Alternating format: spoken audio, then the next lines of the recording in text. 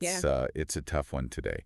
There was a hyperbaric chamber explosion in Michigan recently, and a 5-year-old boy died. Oh God. It's just heartbreaking. And today we're gonna kind of deep dive into it. Let's try and make sense of it. We're gonna talk about what hyperbaric chambers are, how they work, what they're used for, Right. and of course why this accident raises some serious questions about them. Yeah, absolutely. So our main source today is a CBS News article. It breaks down the events, gives us some background on these chambers. Okay. Yeah. So to get started, can you just give us a rundown of what happened in Troy, Michigan on January 31st? Yeah. Sure. A young boy was receiving treatment inside a hyperbaric chamber, and just a devastating explosion occurred. Oh, wow. And tragically, the boy, he lost his life, Gosh. and his mother, who was nearby at the time, she sustained injuries.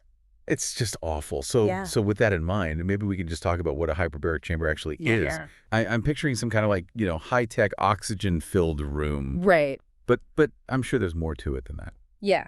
You're on the right track. It is a sealed chamber, almost like a small room, and it's designed to deliver pure oxygen to the body under increased air pressure. Okay. So the air pressure inside a hyperbaric chamber can be 2 to 3 times higher than normal, atmospheric pressure. Wow. 2 to 3 times. That sounds pretty intense. Yeah. I mean, we all need oxygen to survive, but Uh, why the need for such high pressure? yeah, that's where the science gets really interesting, because the increased pressure forces more oxygen into the bloodstream. I see. And this can be crucial for treating a wide range of conditions, Okay. especially those where tissues aren't receiving enough oxygen Right. on their own. So the article mentioned things like low red blood cell counts and sudden hearing loss as examples. Yeah. I mean, for those of us who aren't doctors, could you break those down a bit?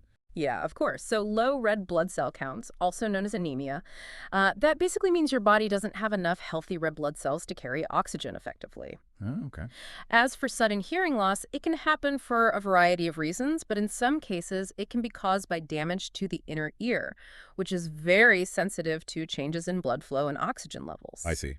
So hyperbaric oxygen therapy can sometimes help in these situations, by delivering a surge of oxygen to the affected tissues. So it's like a boost for your body's natural healing ability. Exactly, yeah. That's amazing. So it sounds like this is not just for scuba divers anymore. You're absolutely right. It has become, surprisingly, I think, a versatile tool in various medical fields. Right. I recently treated a patient with a diabetic foot ulcer that simply wouldn't heal. Oh, right. And after several weeks of hyperbaric oxygen therapy, the wound finally began to close.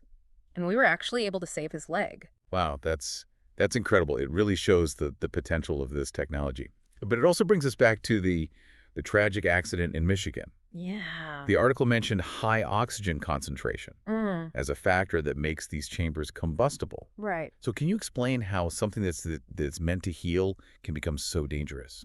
Well, it's important to remember that while oxygen itself doesn't burn, it acts like a supercharger for fire. Okay. A tiny spark in a normal environment might just fizzle out.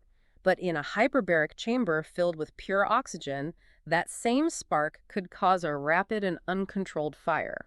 Oh, okay. So I'm starting to understand the risk here. Right. It's like the difference between trying to light a campfire with a twig versus dousing it in lighter fluid first. Exactly, yeah. But then how do they make these chambers safe enough to use in the first place? Yeah, so that's where strict safety protocols come into play. Right. Everything from the materials used in the chamber to the clothing worn by patients is carefully chosen to minimize the risk of sparks or static discharge. Ah. You'll also often see things like grounding straps and special ventilation systems Okay. that are designed to prevent the buildup of static electricity. So in the Michigan case, we don't know exactly what caused the explosion yet, but it seems like even the smallest spark could have been disastrous. Yeah, that's a very real possibility.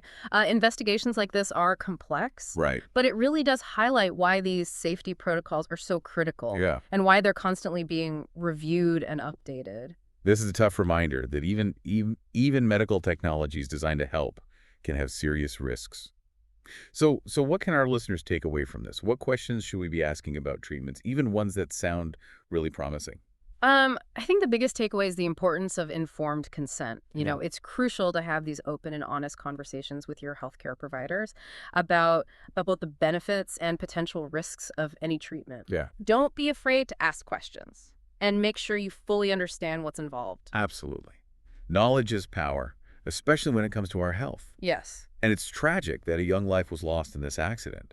But maybe, in some way, it can serve as a reminder for all of us to be proactive Yeah. and informed about our own health care. And maybe it'll even spark some innovation to Mhm. make these life-saving treatments even safer in the future. Yeah, absolutely. I think that's a really great point. So I guess the question for our listeners is, what advancements in hyperbaric chamber technology could potentially mitigate these risks?